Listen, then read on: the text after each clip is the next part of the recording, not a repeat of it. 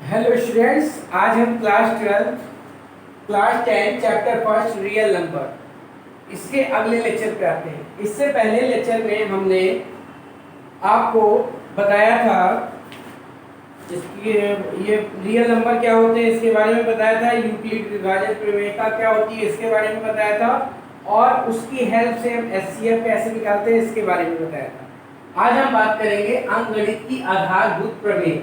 अंकगणित की आधारभूत प्रमेय क्या कहती है? पहले तो हम ये जानते हैं कि भाज्य और अभाज्य संख्याएं क्या होती है।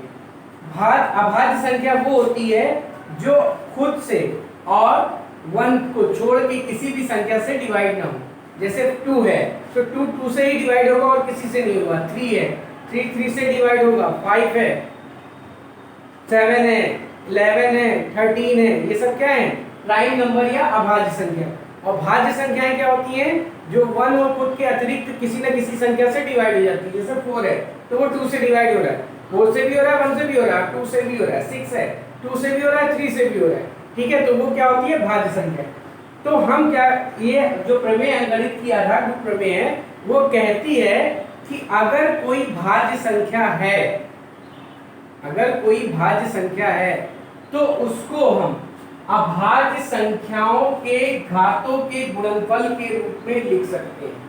कोई भी भाज्य संख्या है उसको अभाज्य संख्याओं के घातों के गुणनफल के रूप में लिख सकते हैं। ये क्या कौन कहता है? अंकगणित की आधारभूत प्रमेय। कोई भी भाज्य संख्या हो, जैसे मान लीजिए हमने 56 ले लिया तो 2 गुणे क्या होगा? 28, और ये 2 गुणे 14, फिर 2 गुणे 7, तो ये लिख सकते हैं 2 की पावर 3 गुणे 7। तो ये क्या थी? एक अभाज्य संख्या थी। अभाज्य संख्या को हमने क्या लिखा? अभाज्य संख्याओं, प्रत्येक भाज्य संख्या को, ये भाज्य संख्या थी, संख्याओं को अभाज्य संख्याओं, ये क्या है? अभाज्य संख्या। ये क्या है? अभाज्य संख्या के घातों के गुणनफल के रूप में, इसके गुणनफल घात भी लगा दिया, गुणनफल के रूप में लिखने की विधि ही क्या कहलाती है? अंकगणित की आधारभूत प्रमेय। कोई भी भाज्य संख्या है उसको अभाज्य संख्या के गुणनफल के रूप में हम लिख सकते हैं, घातों के रूप में भी हम लिख सकते हैं। ठीक है, अभाज्य संख्याओं के घातों के गुणनफल के रूप में लिख सकते हैं किसको? भाज्य संख्या को। यही हमारी क्या होती है? अंकगणित की मूलभूत प्रमेय। अब इसकी हेल्प से भाज्य संख्या को अभाज्य संख्याओं के गुणनफल के घातों के रूप में लिख सकते हैं। इसकी हेल्प से हम किसी भी संख्या का, किन्हीं भी संख्याओं का हम क्या निकाल सकते हैं? एचसीएफ और एलसीएम निकाल सकते हैं। क्या निकाल सकते हैं? एचसीएफ और एलसीएम। एचसीएफ क्या होगा? सबसे पहले जो भी संख्याएं दी होंगी उनका हम क्या करेंगे? अभाज्य गुणनखंड करेंगे। क्या करेंगे? अभाज्य, मतलब उनके ऐसे टुकड़े करेंगे जो अभाज्य के रूप में हो, 2 गुणे 3 गुणे 5 गुणे 7 इस टाइप से।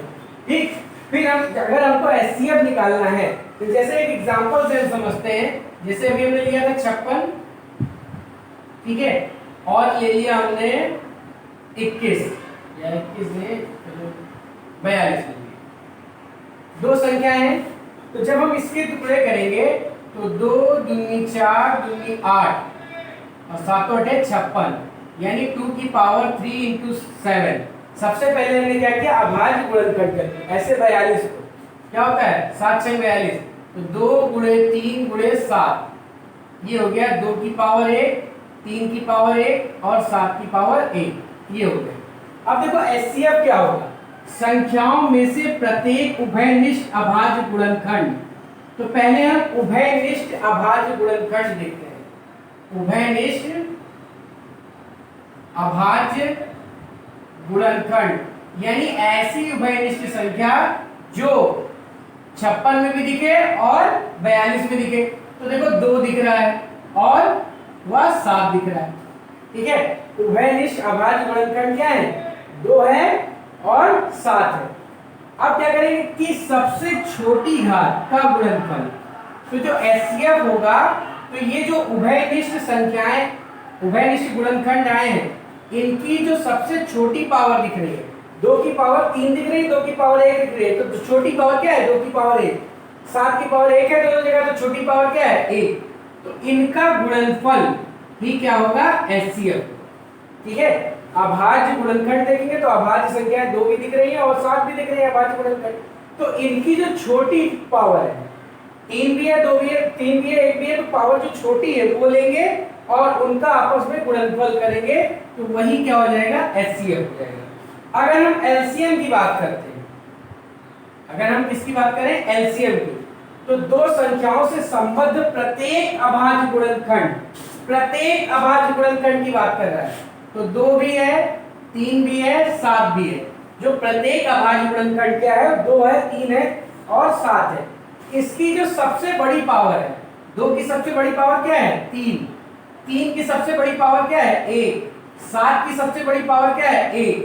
ठीक है, सबसे बड़ी घात का गुणनफल, और इनका फिर क्या करेंगे गुणनफल कर देंगे, तो 8 और ये 21, 8 एकम 8 और 19 16 168, ये क्या आ जाएगा एलसीएम आ जाएगा। बात समझ में आ रही है? तो सबसे पहले हम क्या करेंगे अभाज्य गुणनखंड कर लेंगे, और अगर हमें एचसीएफ निकालना है तो जो क्या कहते हैं जो अब कॉमन है, दोनों में जो कॉमन अभाज्य गुणनखंड है उसको देखेंगे और उसकी छोटी पावर का गुणनफल, जो भी कॉमन अभाज्य गुणनखंड है वो लिख लो, उनकी जो सबसे छोटी पावर दोनों में दिख रही है वो लिख लो और दोनों को गुणा कर दो, तो एचसीएफ मिल जाएगा। एलसीएम निकालना है तो जितने अभाज्य गुणनखंड दिख रहे हैं चाहे वो कॉमन हो या ना हो सब लिख डालो, जैसे 2 दिख रहा था 3 दिख रहा था 7 दिख रहा था, हमने ये तीनों लिख लिए। अब इन तीनों की जो सबसे बड़ी पावर आपको दिख रही है, सबसे बड़ी पावर इन तीनों की दिख रही है वो लगा दो और इनको गुणा कर दो, तो हमें क्या मिल जाएगा एलसीएम मिल जाएगा। और जो तीसरा पॉइंट यहाँ पे बताया गया है, दो धनात्मक पूर्णांकों ए और बी के लिए, अगर दो धनात्मक की बात कर रहे हैं, सिर्फ 2 की बात कर रहे हैं, 2 अगर आपकी संख्याएं हैं और उनका आपने एचसीएफ और एलसीएम लिया तो वो उन दोनों संख्याओं के गुणनफल के बराबर होगा, यानी उन दोनों के एचसीएफ और एलसीएम का गुणा और उन दोनों संख्याओं का गुणा ये क्या होगा बराबर होगा।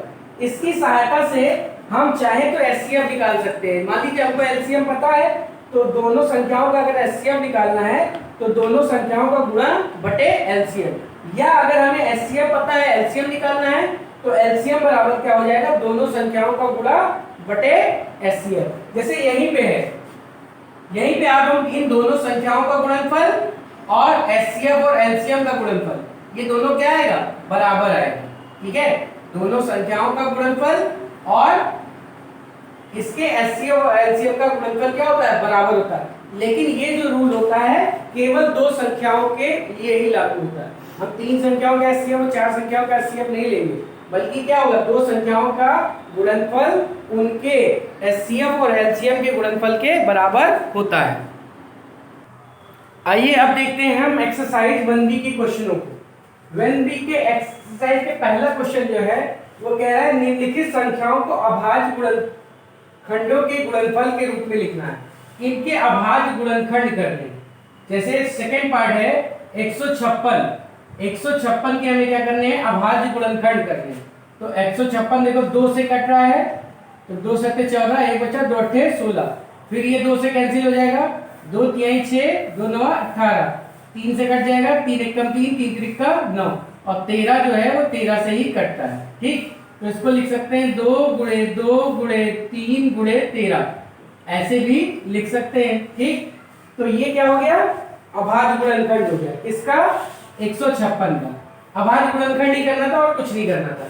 जैसे पांचवा पार्ट है 1729, तो ये 1729 जो है वो आपका 17 से कटेगा, किससे कटेगा 17 से कटेगा।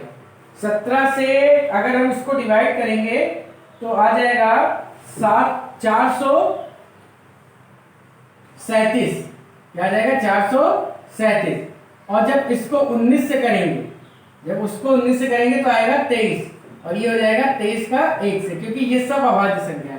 तो इसको लिख सकते हैं 17 गुणे 19 गुणे 23। इससे अब ये ना 2 से कटेगा, ना 3 से कटेगा, ना 5 से कटेगा, ना 7 से कटेगा, ना 11 से कटेगा, ना 13 से। सबसे पहले ये 17 से ही कटेगा और फिर 19 और 23 से। ठीक है, तो ये हो गया आपका पहला क्वेश्चन, अभाज्य गुणनखंड करना था। दूसरे क्वेश्चन में कह रहा है 510 और 92 का एचसीएफ और एलसीएम निकालना है। 510 और 92 का एचसीएफ और एलसीएम निकालना है। फिर जांच करनी है इन दोनों का गुणनफल और एचसीएफ और एलसीएम का गुणनफल क्या होगा, बराबर होगा। तो 510 पहले हम इसके अभाज्य गुणनखंड करते हैं। 2 से कटेगा, 2 दूनी 4, 1 बचा, 2 पंचे 10, 1 बचा, 2 पंचे 10, ठीक।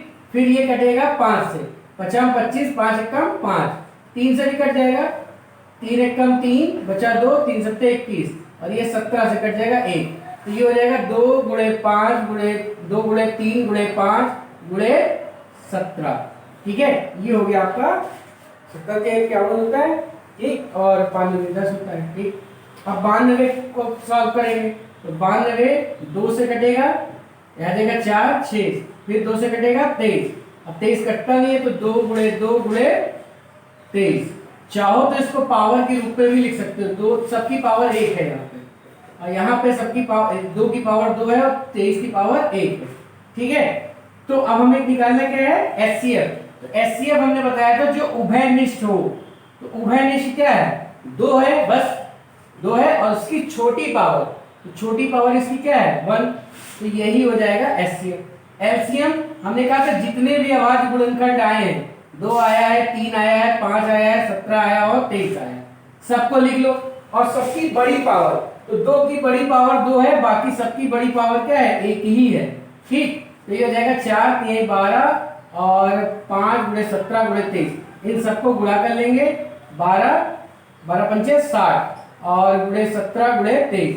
ये आप मल्टीप्लाई 6 7 42 हासिल 2 4 6 4 10, ये आ जाएगा। 23 से गुणा कर देंगे 102 का, तो ये हो जाएगा 3 दूनी 6 3 0 0 3 एकम 3 और 4 0 2, ये हो जाएगा 6 4 3 2 और 0। ये आपका एलसीएम हो जाएगा, ठीक। एक चीज तो हमें ये मिल गई।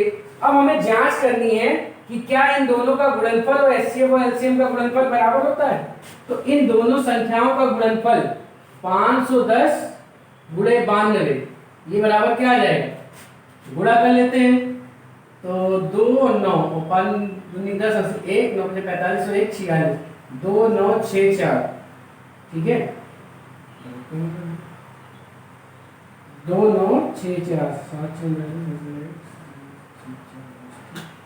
ये हो जाएगा, एक 0 और बढ़ेगा, ठीक है। तो ये आ जाएगा 4 6 9 2 0, ठीक। ये आ गया दो संख्याओं का गुणनफल।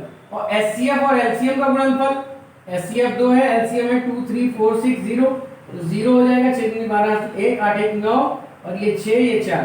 तो हम देखते हैं कि दो संख्याओं का गुणनफल और एचसीएफ और एलसीएम का गुणनफल क्या आ रहा है, बराबर। इन दोनों का गुणनफल बराबर एचसीएफ इनटू एलसीएम। ये हमें चेक करना था कि जांच करनी थी, तो ये हम सही पा रहे हैं कि जो एचसीएफ और एलसीएम का गुणनफल है उन दोनों संख्याओं के गुणनफल के बराबर है। अब देखो तीसरा क्वेश्चन, तीसरा क्वेश्चन में भी कह रहा है 12 15 और 21 का एचसीएफ और एलसीएम निकालना है। 12 15 और 21 का हमें क्या निकालना है, एचसीएफ और एलसीएम। तो इसके अभाज्य गुणनखंड करते हैं। 12 को लिख सकते हैं 2 दूनी 4 यही 12, यानी 2 की पावर 2 गुणे 3। 15 5 यही 15 होता है, तो 3 गुणे 5, ठीक। और फिर लिखा है 21 7 3 21। एचसीएफ तीनों में जो कॉमन हो, तो देखो 3 यहाँ भी है, यहाँ भी है, यहाँ भी, और उसकी मिनिमम पावर जो है वो 1 है, तो एचसीएफ होगा। एलसीएम हमने कहा था जो भी चीज आए वो 2 3 आया है, 5 आया और 7 आया, सबको मल्टीप्लाई कर देते हो, सबकी मैक्सिमम पावर, तो 2 की मैक्सिमम पावर 2 है, बाकी सबकी मैक्सिमम पावर 1 है। तो ये हो जाएगा 4 3 12 और गुणे 35, तो 35 गुणे 12 कर देंगे तो आ जाएगा 2 5 10 1 6 1 7, और ये हो जाएगा 35 0 7 12 1 420। ये हो जाएगा आपका एलसीएम। एचसीएफ और एलसीएम ही निकालने को कहा था। अब देखो अगला क्वेश्चन, पांचवें क्वेश्चन में कह रहा है कि 225 और 60, 225 और 60 का जो एचसीएफ है वो 225 और 60 का जो एचसीएफ है, ऐसे लिखा है काम करके 60, यानी इसका मतलब क्या हुआ, HCF of 225 and 60 is equal to 225 गुणे 5 माइनस 10x। तो x का मान बताइए, ठीक। तो इसका एचसीएफ निकालेंगे, इसका 225 अभी हम साइड में निकाल दे रहे हैं, 225 को क्या लिख सकते हो, 15 गुणे 15 होता है तो 3 गुणे 3 गुणे 5 गुणे 5।